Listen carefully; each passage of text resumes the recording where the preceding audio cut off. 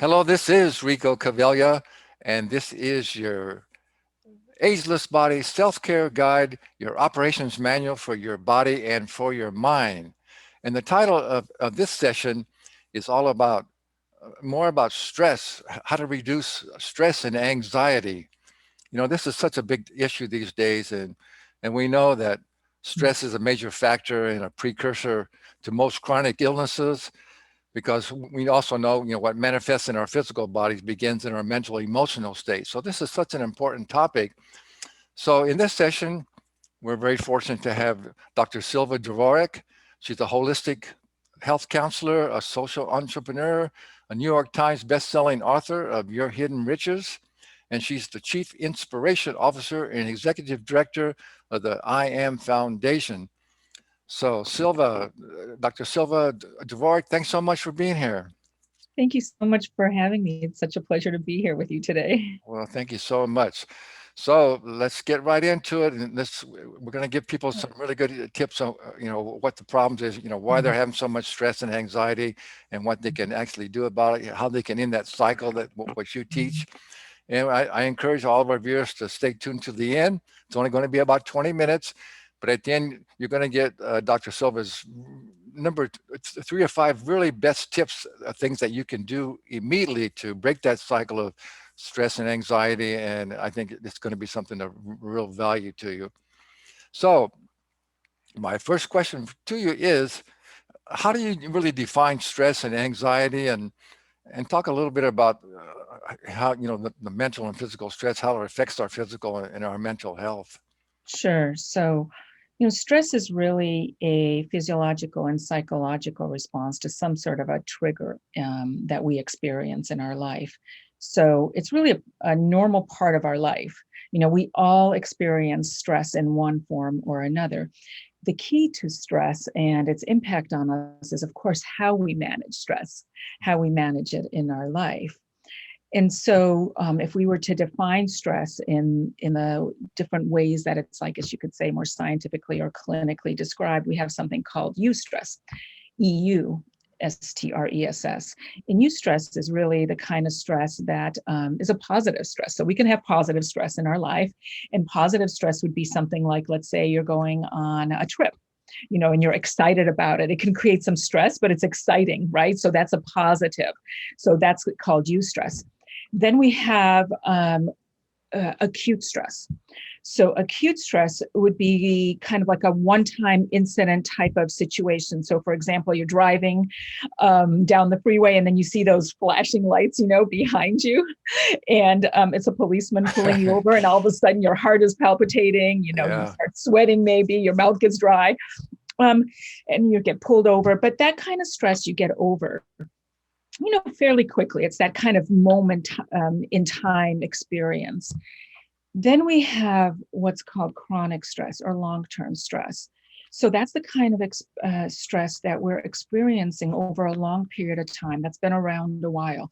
And this is the stress that's the most, you could say, harmful to our well-being, both psychologically or mentally, emotionally, and physiologically.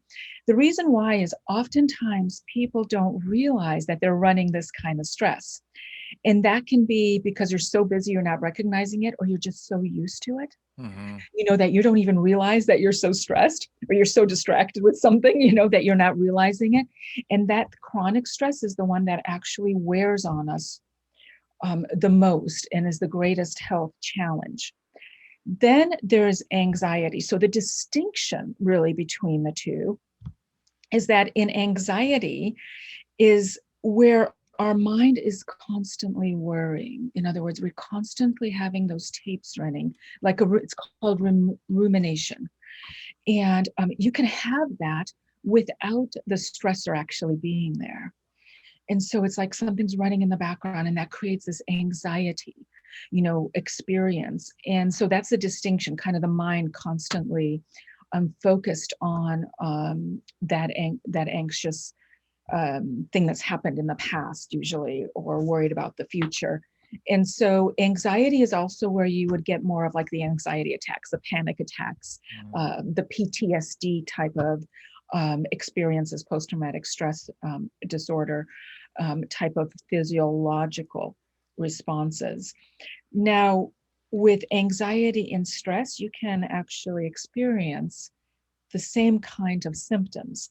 So, for example, you may get the heartbeat, the heart racing, right? You may get a feeling of like you can't breathe, you may get the sweaty palms. Sometimes people even experience a little bit of dizziness. You may feel, your stomach kind of gripping. Some people get a little maybe even foggy in the brain when they're having that stress moment or anxious moment. So you can experience similar kind of symptoms both with the stress and the anxiety.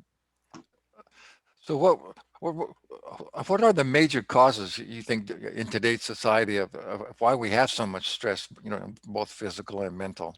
Yeah, so I really don't know anyone. I don't know if you do, Rico, that hasn't been experiencing some stress in the last year, right? I mean, we've Right. been put under so much stress, and we're really what they're now calling is a mental health pandemic.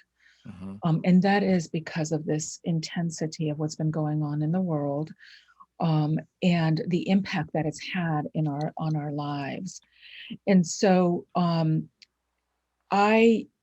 in the work that I do, and here's how I always talk to my clients about it, is that stress is caused, one of the main things is by any sort of change that we have in our lives, and especially the perceived change. So change can be good or change can be positive, but yet our mind reacts to it similarly because it's something different that's about to happen in our life. And so that Hmm. activates what's called the fight, flight, or freeze system Hmm. within our body. So any kind of stress, excuse me, any kind of change happening in our life, of course, we're all experiencing that, especially in this last year, and the unknown. So right now we've gone through a year of a lot of unknowns, uncertainty. That creates a lot of stress for us humans because we like consistency. We like, knowing what's coming next, having that set way of being, that schedule is comforting for us, feels safe. So when we experience a perceived threat, such as a change or an unknown, then that creates what we experience as a threat. So those I'd say were the two biggies. But then of course there's money challenges, anything around money creates a lot of stress for people. It's still the number one cause of divorce, right? Relationship challenges, of course, create a lot of stress because those are the most closest to us and our heart space. So anything that connects, affects our heart space and negatively on our heart space is a real stressor to our lives, because I believe that love is our greatest need. And so for everyone, that kind of equalizes all of us. And then when that feels threatened in our lives, that experience of that heart connection or love, then that is extremely stressful for us. Of course, then that's where falls in anything to do with family, children. And so these are really the greatest stressors that we experience in our life. Mhm. Yeah. Well, before we talk about some of the ways that you recommend your clients, your patients, for managing and reducing stress, I just want to add, uh, change is inevitable. Life's all about that. We're constantly changing, and I guess we're just not really taught, to accept change and realize that everything is always changing, and we shouldn't be fearing changing. And then also, I think that it's important to realize that everything is just a perception, right? Right. And we can choose how we react to whatever's going on, like this pandemic and all this thing. And then also, I think one of the problems, I think you'll probably agree, is our media. Our media just overblows everything Yeah, and it just creates fear and anxiety. And if you watch the night, I have a saying, if you if if you live with the news, you live with the blues. So that's a uh, great way to put it. I like that. yeah, Yeah. you got to let go of watching the nightly news all. It's not that you don't want to know what's going on, all that, but it just goes on and on. So everybody gets so fearful of things, and really, Right. fear is mostly in our mind. It's mostly the things Right. that, and I just want to say too, a good definition of worry is visualizing what you don't want to happen. Right. So you've got to just, we got to get that message out to more people that, stop worrying about things. And I think I think one of the biggest problems we have is resisting change, as you were talking Right. about, right? Right, absolutely. And you said something really, really important. Like for all my clients, I tell them 10 minutes maximum on the news. Like I said, this is Yeah. my prescription for you. So I could give you a prescription. Now, if you have to watch the news, like if you have to get the headlines, Yeah. or something like that, then just scan the headlines or watch 10 minutes because the rest of it is just obviously I don't know if you're going to get that much more. You know what I mean? And the news are designed because it's a media and they're making money from advertising. So they are very skilled in hooking your emotions. And once they hook your emotions, especially fear, then they've got you hooked to watch. And unless it's part of your business and you need to do that for whatever reason it may be, especially these days, if you're experiencing stress, anxiety, really limit the amount of news that you're watching. I can't tell you all my clients when they do that, what a difference it's made just in their lives, just by limiting, say, to 10 minutes maximum a day. You'll get everything you need, you know? Exactly. That's Yeah. such a good point. And I just want to Yeah. add one more thing is that uh, it's so important to actually I lost my train of thought here. I lost my We're train of talking thought. about the news. We were talking Yeah, about the news and yeah, how it captures you. Yeah. yeah. But I lost what I wanted to say there. Okay, so let's go on and say, so what would you, how do you recommend to your clients and your patients, what's the most important thing that they can do to actually begin to manage it and to change their whole perception of it and release these cycles of stress and anxiety? Yeah, well, one of the things that I think is really important is for people to realize just what stress does to their health and well-being, right? Yeah. So first of all is to realize that studies have now shown conclusively that chronic stress is impacts our health negatively, Hmm. right? And so that can be heart disease, such as heart attack and stroke. It contributes to heart attack and stroke. They know it contributes to cancer, especially certain type of emotions like anger. They know that chronic stress affects our digestion, right? In natural medicine, Chinese medicine, Ayurvedic medicine, digestion is called the second brain. We're digesting here, and we're digesting in our stomach or in our whole digestive system. It's Hmm. considered the second brain. So stress affects our digestion. It affects our muscular system because we're usually tensing up, gripping, Hmm. respiratory system because we tend to shallow breathe, which impacts the respiratory system negatively. So stress creates that shallow kind of hyperventilation type of breathing. Um, of course, it also impacts our immune system. Now, these days, more than ever, we want to keep a strong immune system, right? And with the stress now affecting our body so much physiologically in our immune system, this is something so important. Another reason to really manage our stress these days is we want to have that strong immune system. And then, of course, they know now that stress affects sexual health, reproduction as well. So these are very important. And when you know just how it impacts us, then you want to say, hey, what can I do, right? What can I do to manage our stress? And there's just so many things we can do. Um, First of all, is to recognize what is causing the stress. So, and that's a great starting point. Like, what is really causing the stress? One thing, you can do is keep a journal and just start to notice in the day, like, oh, I'm feeling stressed, and writing it down because we go off to the next thing and the next thing. Now, when you see a pattern or you see what's causing the stress, then go, oh, is there something I can do about that? So let's just say it's work stress because you don't have a break, it never stops. Then you go, okay, well, maybe I can put a little post it on my computer and take some breaths. Maybe I can get up every hour and just move my body to release that stress from my body. That's so good. Maybe I can go out and get some fresh air. To switch it up a little bit. And so just recognizing what those stresses are is key, is a good thing. But I believe that we all have to do something daily, regularly, to manage the stress in our lives more than ever. So, one of the things that I think is extremely helpful, very, very easy to do, is listen to calming music. Actually, I Mhm. prescribe it for all my clients to find 3 pieces of music that makes them feel good, makes them feel calm, and if it's important that they need it to, makes them feel happy. too, because that's important too, right? So they don't have the news blues, right?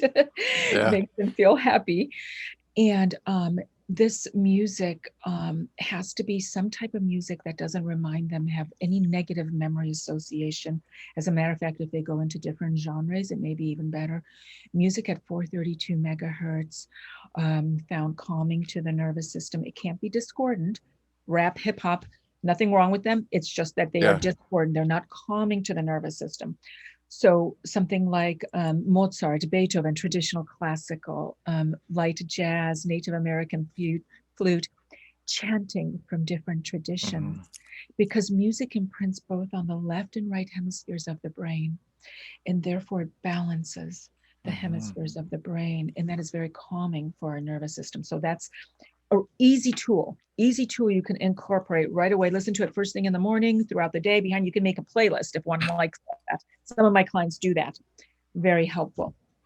And the other thing would be breathing, to notice breathing under stress, anxiety. We tend to shallow breathe.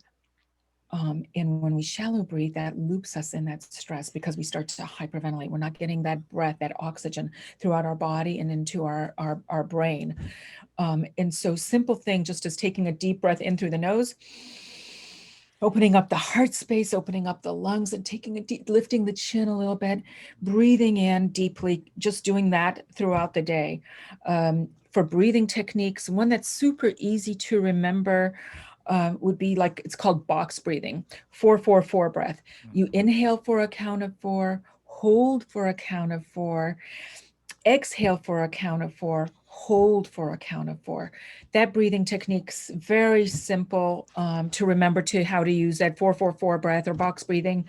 Breathing techniques are really very, very helpful very quickly. You can do a shakeout. So say you're feeling gripped by stress, anxiety, you can literally jump up and down, shake it out. It's called a state change. Move the body, move the arms, shake it out, move the head, get up from your desk, shake it out. That can release the stress. Imagine it coming, leaving your body, going into the earth, releasing it to the earth. That can is Yeah. very simple thing to do. Yeah, I just want to add, any kind of exercise is really the very best release of stress. Anytime I feel a little bit stressed, well, because I exercise a lot all the time, every day anyway, but just any form of exercise is That's right. really, really helpful. Exercise, of course, having good nutrition is Mhm. important, because then we're feeding our body good nutrition. Our body responds more um, positively when we give it good nutrition, whole foods, organic foods, balanced, not too much sugar, processed food, fast food, um, um, food that just isn't, as we know, healthy, the quick foods, the bagged foods. Right. So the other tools that are really good are like spending more time in nature, Absolutely. right? Nature releases an alpha wave. The alpha wave is how we want to be, in that more of that alpha state. We can do what we need to do in our day, but we're more present. We're more relaxed. So, you can take off the shoes, walk on the beach if you're close to a beach, on the Earthing. sand, some Yeah, do a grass, little earthing. earthing. Yeah. Yes, earth therapy, nature therapy I prescribe as well. So Hug good. a tree, those tree huggers knew what they were doing. So Yeah. hugging a tree is I'm very definitely healing too. I'm definitely a tree hugger. I know. Me too. Yeah. So good. um, Yeah, those are all such great tips. Uh, yeah. so what would you say? I think you've already said them, but what would you say your top 3 or 4 things that people could start doing right now? Well, I think you already said it. Breathing, right? Yeah, well, one other thing that's also important, especially right now, is staying connected to others, not isolating. Yeah. So loved ones, family and friends. A lot of stress has happened in the last year due to isolation, disconnection from our loved ones and friends and family. And so even if you have to do it on video, making sure you're staying connected to others, very helpful for the mind and the nervous system. Definitely the breathing, definitely exercise. Um, Minimizing the negative, what you put in your mind, starting your day off in a positive way, doing either the breathing or with saying 10 things you're grateful for. If you start your day off Yeah. in a Gratitude. positive way, like saying gratitudes, that sets the course for your day. And I'm a huge proponent of mindfulness.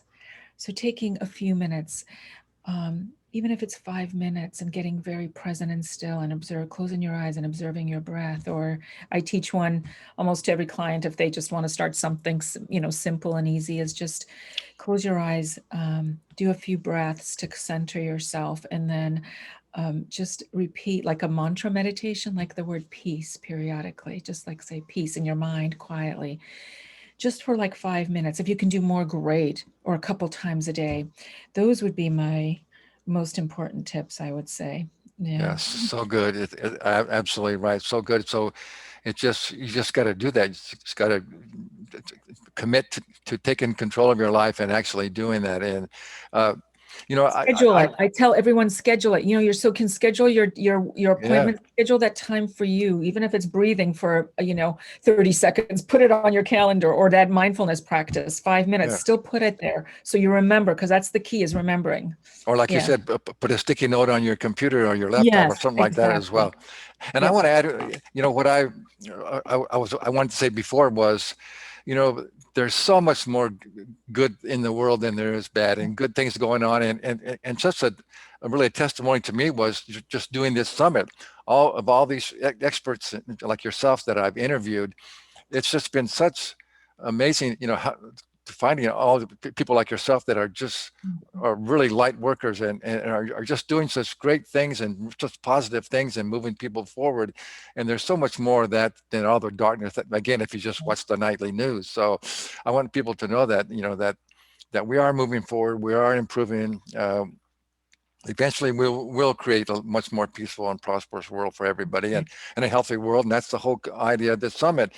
But Starts you with and us. it Starts with starts. us, right? That's right. Yeah, but there's lots of people doing some really great things, but you don't hear about it on the news, But Right. we are moving forward in that direction. So Absolutely. Silva, that was so good. That's such great information. And oh, Yeah. one more thing before we end here, I just want to say, my all-time favorite book title. I wish I would have thought of it. Can you guess what it was? No. Remember that book? Don't sweat the small stuff because it's all small stuff. Right. That's That is a great one. You're right. that is so true. That is Right. so good. It's Yeah. also, and everything happens for a reason. So we just always got to look for the positive. But what That's right. everything that's going on, there's a reason for it, and we just got to look for the positive. So 100%. Silva, Yes. thank you so much. That was great. So here's the Thank thing. you. Mm. I always like to end with, knowledge without action is useless, So you've got to step up and take action on all you learn from Dr. Silva and all of our experts. And then also, I'm going to remind you that, your package comes with a PDF, and in that PDF, you'll get the transcript of what we just talked about here with Dr. Silva, and then all her contact information. You definitely should contact her. She has so much more to offer you, and if you actually you need some training, some coaching from her, you definitely want to get a hold of her, and she has so much more to offer. So again, you can do it. You just got to take control of your life and step up and to actually take action on all you've learned here in this summer. So One again, thing at a Dr. time, you can do it. Yeah. You can do it. So thank you so much again. That was great, and Thank thank you all you. for being here. Thank you for having me.